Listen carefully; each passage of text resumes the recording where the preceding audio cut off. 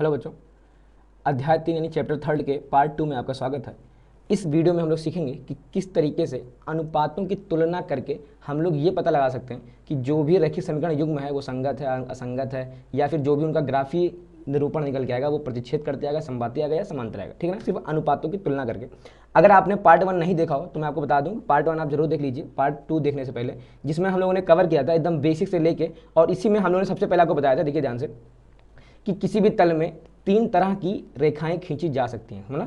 3 तरह की 2 रेखाएं खींची जा सकती है, ठीक है ना। ये था आपका पहला, जिसमें क्या था, जिसमें अगर आप 2 रेखाएं खींचेंगे तो वो दोनों रेखाएं एक दूसरे को कट करेंगी कहीं ना कहीं, किसी ना किसी बिंदु पे, ठीक है ना। दूसरा टाइप क्या था कि या तो हो सकता है कि वो दोनों रेखाएं कैसी हो, एक दूसरे के समांतर हो, समांतर होने मतलब कि कभी भी कट ना करें, ठीक है। या तो हो सकता है कि वे दोनों रेखाएं एक दूसरे के संपाती हो, संपाती होने मतलब कि वे दोनों रेखाएं एक दूसरे के ऊपर हो और इस प्रकार हो कि वो एक दूसरे को प्रत्येक बिंदु पे कट करें, ठीक है ना। देखिए इस कंडीशन में वे दोनों रेखाएं एक दूसरे को एक बिंदु पे काटेंगी। एक दूसरे के समांतर हो, इस कंडीशन में वो दोनों रेखाएं एक दूसरे को कभी नहीं काटेंगी। और जब संपाती होती है इसका मतलब क्या होता है कि वे दोनों रेखाएं एक दूसरे को प्रत्येक बिंदु पे कट करती हैं, ठीक है। ये चीजें हम लोगों ने पार्ट 1 में कवर करी थी और इसके ऊपर हम लोगों ने सवाल भी लगाए थे। सबसे पहले इन सवालों को हम लोगों ने बीजगणित के रूप में व्यक्त किया था, फिर ग्राफ द्वारा हम लोगों ने हल किया था, और फिर ये त्रिभुजाकार पटल को भी हमने छायांकित किया था, ठीक है बेटा, बकायदे ग्राफ बना के।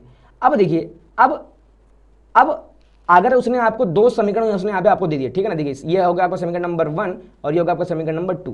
और क्या है, ये बताओ कि इन दोनों से जो जो रेखाएं आपको मिलेंगी वो संपाती होंगी, समांतर होंगी या दूसरे को कट करेंगी। तो आप क्या करते थे, आप ये करेंगे, आप सबसे पहले उन दोनों से बिंदु निकालेंगे। बिंदु निकालने मतलब आप ग्राफ पे उन दोनों रेखाओं को खींचेंगे, फिर ग्राफ रेखाओं को खींचने के बाद तब जाके आपको पता चलेगा कि रेखाएं काट रही हैं, समांतर हैं या फिर संपाती हैं, ये आपको तब जाके पता चलेगा। और ये करने में क्या है, ये काफी लंबा समय लगता है, ठीक है ना।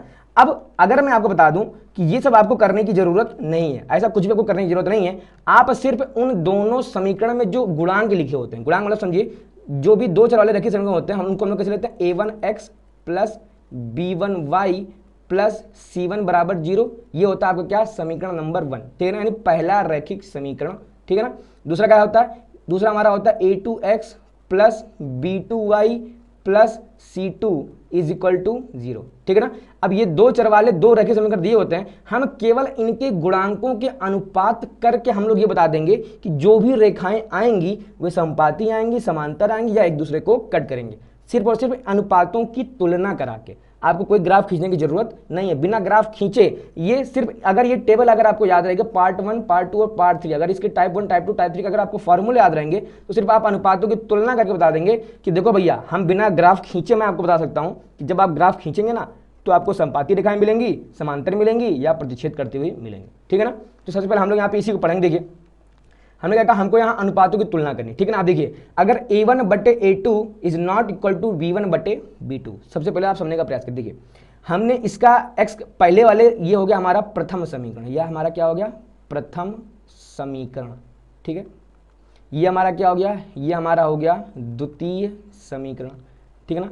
अब प्रथम समीकरण से हमने उठाया a1 और b1 और दूसरा समीकरण से हमने उठाया a2 और b2, ठीक है। अब a1 का हमने a2 से अनुपात ज्ञात किया और b1 का हमने b2 से अनुपात ज्ञात किया। अब अगर ये दोनों अनुपात एक दूसरे के बराबर नहीं है, क्या कह रहा है, अगर a1 upon a2 is not equal to b1 upon b2, अगर a1 upon a2 is not equal to b1 upon b2 हुआ तो पक्का इन दोनों समीकरणों से जो भी रेखाएं मिलेंगी वो रेखाएं कैसी आपको मिलेंगी, प्रतिच्छेद करती हुई रेखाएं आपको मिलेंगी, ठीक है ना। और जब रेखा किसी एक बिंदु पे एक दूसरे को कट करेगी तो रेखाएं जितनी बिंदु पे कट करती हैं उनके उतने हल होते हैं। अब चूंकि प्रतिच्छेद करती हुई रेखाएं हैं तो जब रेखाएं एक बिंदु पे कट करेंगी, केवल इस बिंदु पे, तो इन दोनों समीकरणों के कितने हल होंगे, तो वही लिखा है कि केवल एक हल होगा। और एक हल को हम लोग बोलते हैं अद्वितीय हल भी। अद्वितीय हल मतलब कि जिसका दूसरा हल ना हो, ठीक है ना। अब देखिए ये संगत और असंगत को समझिए पहले। देखिए यहाँ लिखा है संगत युग्म, यहाँ लिखा है संगत युग्म और यहाँ लिखा है असंगत युग्म।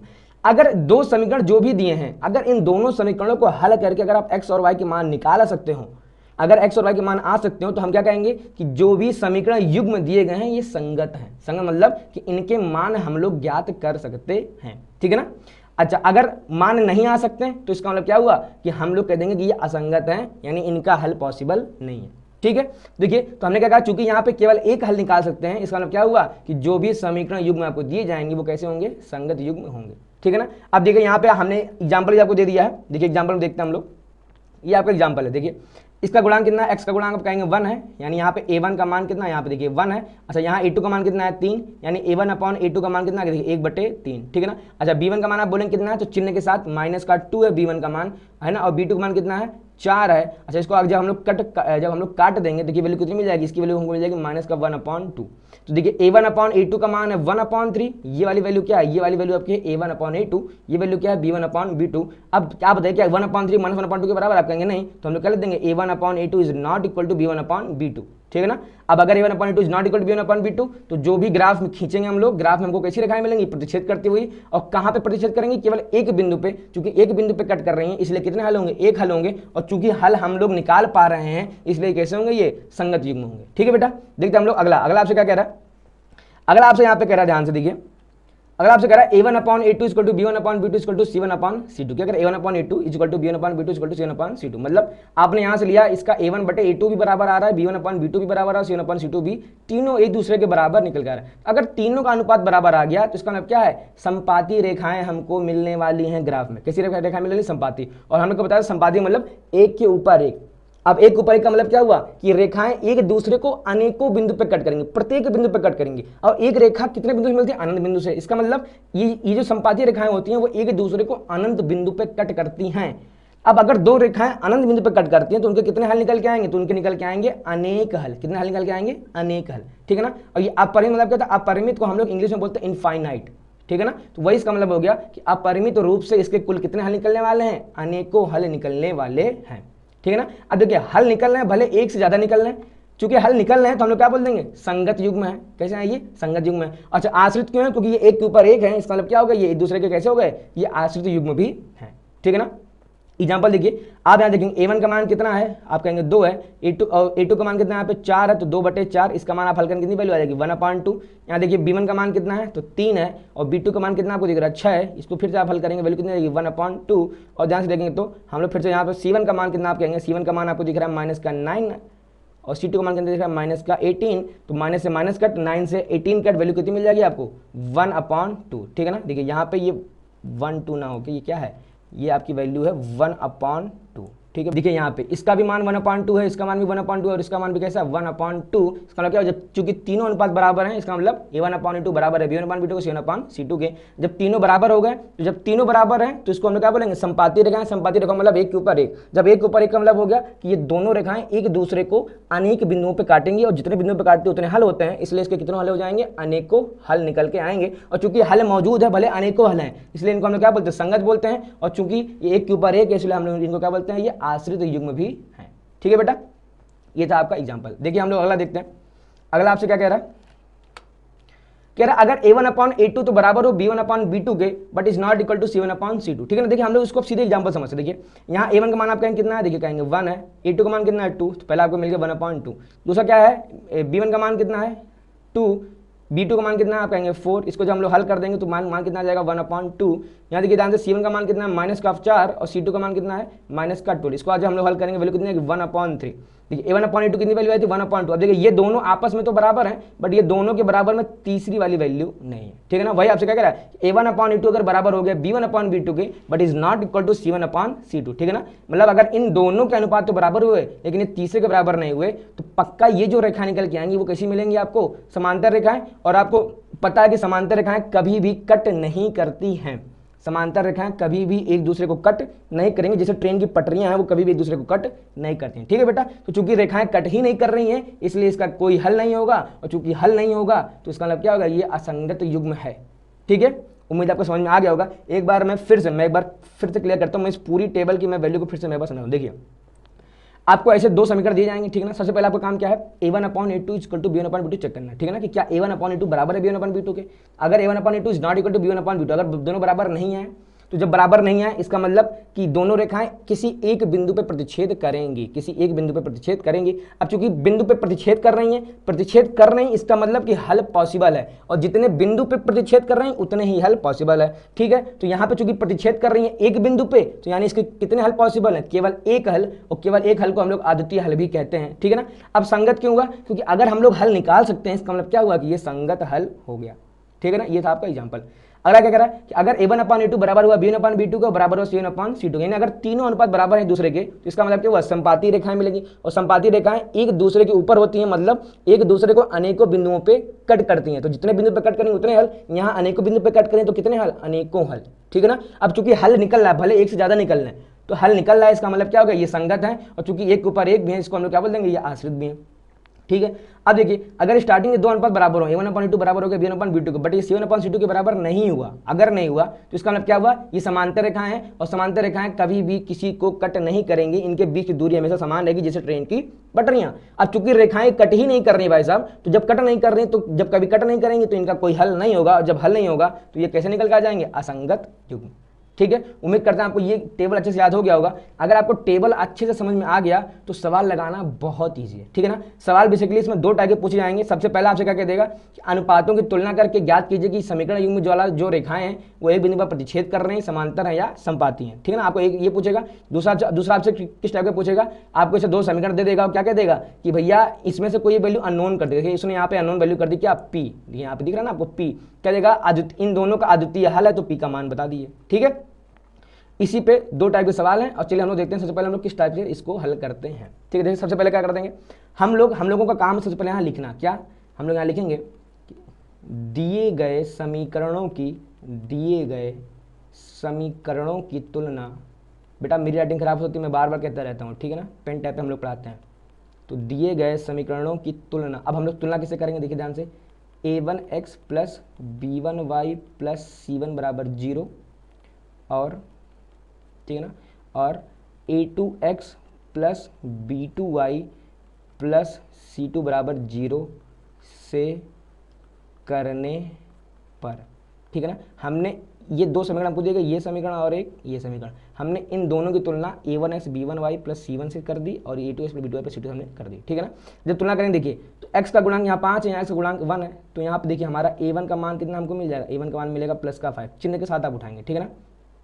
अच्छा, a1 के बाद अब आप यहाँ सीधे आप ढूंढिए, यहाँ पे आपको b1 का मान कितना दिख रहा है, देखिए ध्यान से, तो आप कह देंगे b1 का मान कितना हमको मिल गया, माइनस का 8। c1 का मान आपको कितना मिल गया, देखिए c1 का मान आपको मिल रहा है प्लस का 1। ठीक है ना। अच्छा, इसके जस्ट नीचे हम लोग लिखेंगे क्या, हम लोग इसके जस्ट नीचे हम लोग लिखेंगे a1 के नीचे a2। अच्छा, a2 का मान देखिए आप कितना दिख रहा है, यहाँ से दिख रहा है आपको a2 का मान 3। ठीक है भाई साहब। फिर यहाँ पे ध्यान से देखेंगे तो b2 का मान कितना दिख रहा है, देखिए ध्यान से, तो b2 की वैल्यू कितनी दिख रही है, माइनस का 24/5। यही मान हो ना, b2 का मान कितना, माइनस का 24/5। ठीक है। फिर C2 का मान कितना है, तो C2 का मान आप कहेंगे कितना, यहाँ से दिख रहा है 3/5। ठीक है। अब देखिए हमारा काम क्या होगा, हमारा a1 a2 b1 b2 आ गया। सबसे पहले हमारा काम होता है यहाँ से a1/a2 और b1/b2 की वैल्यू फाइंड आउट करना। अब देखिए हमने इसके जस्ट बटे में क्यों लिखवाया, क्योंकि हमको अनुपात निकालना आसान हो। देखिए ध्यान से, अगर हम लोग यहाँ पे लिख दें a1/a2 देखिए कितना हो जाएगा इसका आंसर, 5/3। आपको सीधे दिखा, कोई वैल्यू कट नहीं रही। अगर मैं यहाँ लिख दूँ b1/b2 क्या आपको मिल जाएगा, देखिए माइनस का 8 माइनस का 24/5। ठीक है ना। अब देखिए इसको जब हम लोग हल करेंगे तो सबसे पहले काम माइनस से माइनस कट जाएगा, 8 से कट जाएगा ये 24, और 5 पहुंच जाएगा ऊपर, और वैल्यू हमको कितनी मिल जाएगी, 5/3। कितनी वैल्यू मिल जाएंगे, 5/3। अब आप इतना आपको मिल गया ना। अब आपको सीधे चेक कर लेना है क्या, कि क्या a1/a2 b1/b2 बराबर आ रहा है। अगर आ रहा है तो c1/c2 तरफ बढ़ेंगे। अगर a1/a2 ही b1/b2 बराबर नहीं आता तो c1/c2 निकालने की जरूरत नहीं पड़ती। ठीक है ना। तो आप देखेंगे यहाँ दोनों का मान बराबर आ रहा है, a1/a2 5/3, b1/b2 कितना 5/3। अब हम लोग क्या निकालेंगे यहाँ पे, c1/c2, तो यहाँ लिख देंगे c1 का मान कितना 1/3/5। फिर से 5 ऊपर पहुंच जाएगा, वैल्यू कितनी 5/3, कितना आ गया 5/3। ठीक है। अब आप क्या लिख देंगे, देखिए अब आप यहाँ लिख देंगे, चूंकि a1/a2 बराबर है b1/b2 बराबर है c1/c2 के। ठीक है ना। देखिए मैं लिख के दिखाई दे रहा हूँ, आप क्या लिख देंगे यहाँ पे, आप यहाँ लिखेंगे चूंकि a1/a2 बराबर है b1/b2 बराबर है c1/c2 के। अब देखिए आपको अच्छे से याद होना चाहिए कि जब ये तीनों अनुपात बराबर होते हैं तो इनसे जो भी हमको ग्राफ मिलने वाला है, इनका ग्राफीय निरूपण कैसे निकल के आएगा, संपाती रेखाएं निकल के आएगा। ठीक है बेटा। देखिए मैं आपको फिर से याद दिला दूं, अगर a1/a2 बराबर b1/b2 बराबर c1/c2 है तो कैसी रेखाएं आएंगी, संपाती रेखाएं आएंगी। संपाती रेखाओं के कितने हल, अनेक हल। कैसे युग्म होते हैं, ये आश्रित और संगत युग्म होते हैं। अब वो आपसे क्या पूछा था, देखिए यही पूछा था ना कि ये बताइए कि रेखाएं एक बिंदु पर प्रतिच्छेद करती है, समांतर या संपाती। आप क्या लिख देंगे, अतः दिए गए समीकरणों द्वारा से निरूपित रेखाएं एक दूसरे के संपाती हैं। ठीक है ना। अच्छा, साथ ही युग्म संगत या संगत आप क्या लिख देंगे, चूंकि इनका हल संभव है इसलिए ये समीकरण युग्म संगत है। ठीक है ना। देखिए आसान है, कुछ भी कठिन नहीं है। आपको इसमें करना क्या था, बेसिकली सिंपल सा सवाल था कि जो भी आपको समीकरण दिया जाएगा उसमें आपकी तुलना करनी है। a1 a2 b1 b2 c1 c2 का मान निकालना है। a1 बटे a2 निकालिए, b1 बटे b2 निकालिए। अगर a1 अपॉन a2 बराबर आ जाए b1 अपॉन b2 के तो ही निकालेंगे c1 c2। अगर स्टार्टिंग में दो ही बराबर नहीं है तो तीसरा निकाल के हम लोग क्या ही करेंगे, क्योंकि यहाँ पे दोनों बराबर थे इसलिए हमने c1 c2 वैल्यू निकाली। फिर लिख देंगे चूंकि ये बराबर है अतः दिए गए समीकरणों से निरूपित रेखाएं समपाती निकल के आएंगी। ठीक है ना, चूंकि हल संभव है इसलिए दिए गए समीकरण युग्म संगत है। ठीक है बेटा, उम्मीद करते हैं आपको ये समझ में आ गया होगा। देखते हैं हम लोग सवाल नंबर नेक्स्ट। इसमें क्या कह रहा है आपसे, देखिए इसमें आपसे कह रहा है कि P के किन मानों के लिए समीकरण युग्म ये एक हल अद्वितीय होगा। ठीक है ना, तो सबसे पहला आपका काम क्या है, यहाँ से a1 a2 b1 b2 c1 c2 का मान निकालना। और वो कैसे निकालें, हम लोग तुलना करा के। तुलना कैसे कराएंगे, a1x plus b1y plus c1 बराबर 0, a2x plus b2y plus c2 बराबर, जिसे तुलना करा देंगे। ठीक है ना, अब भाषा जो अभी हमने जो समीकरण जो सवाल नंबर 1 में लिखा था यहाँ पे, यही भाषा आपको यहाँ पे लिखनी है। ठीक है, भाषा में लिखूंगा वरना वीडियो लंबी हो जाएगी। ठीक है, देखिए सबसे पहले हम क्या कर देंगे, यहाँ पे हम लोग लिखेंगे, यहाँ पे आप बताइए a1 का मान आपको कितना दिख रहा है, आप कहेंगे a1 का मान दिख रहा है हमको 4। अच्छा b1 का मान कितना दिख रहा है, b1 का मान आपको दिख रहा होगा p, और c1 का मान आपको कितना दिख रहा है, c1 का मान आपको दिख रहा है 8। ठीक है, अच्छा यहाँ ध्यान से देखेंगे तो a2 का मान कितना दिख रहा है हमको, a2 का मान हमको दिख रहा है 2। और यहाँ ध्यान से देखेंगे b2 का भी मान कितना दिख रहा है हमको, b2 का मान भी हमको दिख रहा है 2। और ये c2 का मान भी कितना दिख रहा है हमको, c2 का मान भी हमको दिख रहा है 2।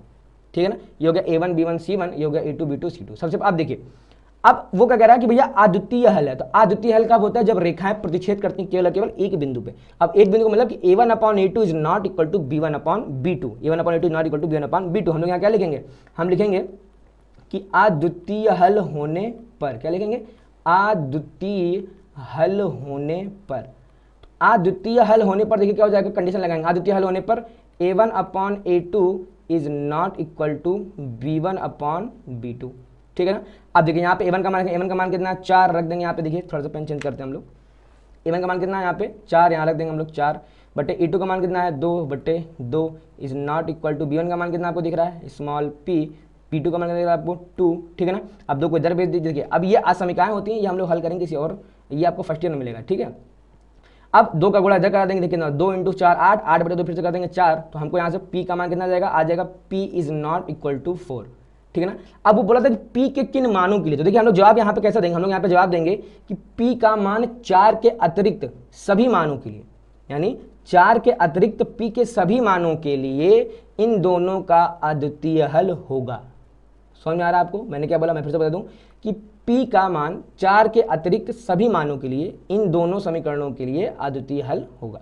ठीक है ना, तो ये आपका आंसर होगा, यानी p का मान 4 को छोड़ के कुछ भी हो सकता है, फर्क नहीं पड़ता। ठीक है बेटा, ये था सिंपल वाला। देखिए सेम सवाल ऐसा है, इसमें क्या होगा, इसमें थोड़ा सा उसने क्या है, उसने चीज़ें थोड़ी सी कॉम्प्लिकेटेड कर दी है। मैंने इसलिए लिया क्योंकि बच्चा आमतौर पे इन सवालों में परेशान होता है, उसको लगता है कि है ये तो बहुत बड़ा सवाल आ गया। ठीक है, देखिए बड़ा कुछ नहीं है, जो काम ईजी सवालों में था वही काम आपको यहाँ करना है। सबसे पहले हमारा काम क्या, a1 a2 b1 b2 c1 c2 को तुलना करके निकालना। अब देखिए यहाँ पे a1 कितना आपको दिख रहा है, a1 आपको दिख रहा है यहाँ पे k, तो हमने लिया a1 की वैल्यू k।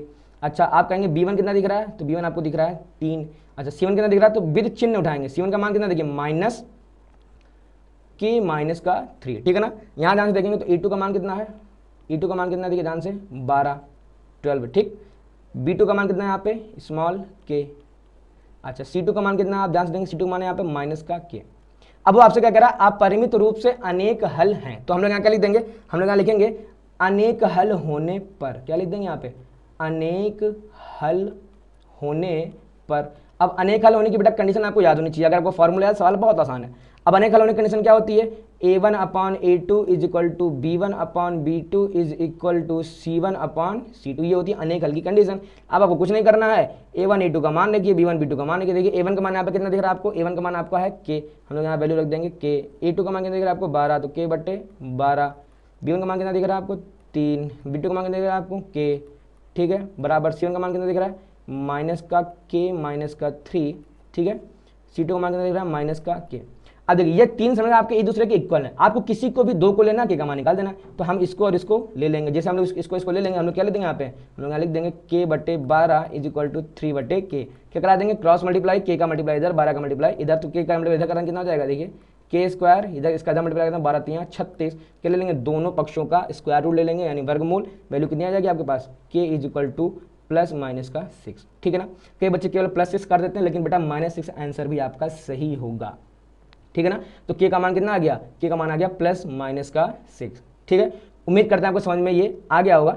और देखिए प्लस माइनस सिक्स दोनों आंसर आएगा। अच्छा अगर आपको ये लग रहा होगा ना कि अगर मैं इसके बराबर में इसको ले लूँ तो क्या आंसर नहीं आएगा, बेटा आंसर सेम आएगा आपको। बट हमने इसको क्यों ले लिया, इनको हल करने से आंसर ईजिली आ गया। देखिए अगर हम इनको ले लेंगे तो k का गुणा इधर कराओ, फिर 12 का गुणा इधर कराओ, फिर वो द्विघात समीकरण बना देगा। ठीक है, तो आप चाहे जिसको भी बराबर करिए आपका आंसर सेम आने वाला है। ठीक है ना, तो यानी हमारा k का मान कितना आ गया, प्लस माइनस 6। ठीक है बेटा, तो देखिए किस तरीके से हम लोगों ने अनुपातों की तुलना करके बता दिया कि भैया बिना ग्राफ खींचे अनुपातों की तुलना करके हमने बता दिया कि ग्राफ आपका कैसा मिलने वाला है, कि प्रतिच्छेद करती हुई रेखाएं मिलेंगी, संपाती रेखाएं मिलेंगी या समांतर रेखाएं मिलेंगी, सिर्फ अनुपातों की तुलना करके ही हमने बता दिया। ठीक है ना, आप भी बता सकते हैं अगर आपको ये जो टेबल लिखी है अगर आपको ये अच्छे से याद हो तो। ठीक है बेटा, तो आज के इस वीडियो में हमने सीखा कि किस तरीके से ये टेबल काम आती है हमारे, उसके बाद हम लोगों ने अच्छे से सवाल लगा लिए किस तरीके से। दो ही टाइप के सवाल हैं बेसिकली। ठीक है, ये लास्ट के सेकंड और थर्ड सवाल एक जैसे थे। ठीक है, अगर आपको वीडियो पसंद आया हो तो वीडियो को लाइक करिए, चैनल को सब्सक्राइब करिए।